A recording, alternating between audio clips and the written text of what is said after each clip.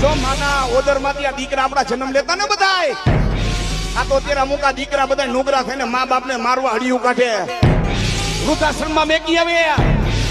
હે ઈ દીકરા નો કહેવાય ને, કપાતર કહેવાય.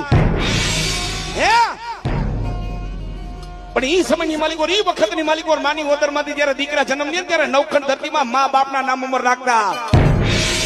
મામદ ગોરીએ પૃથ્વીરાજ ચૌહાણને કીધું કે પૃથ્વીરાજ, બોલ તારી છેલ્લી તમન્ના શું છે? મારા કોઠારીયા સોલવંટનો ડાયરો પંચની મેરડીમાં ગ્રુપ. પૃથ્વીરાજ ચૌહાણને ખબર હતી મને જીવતો તો નહીં જવા દે, મને જીવતો નહીં જવા દે.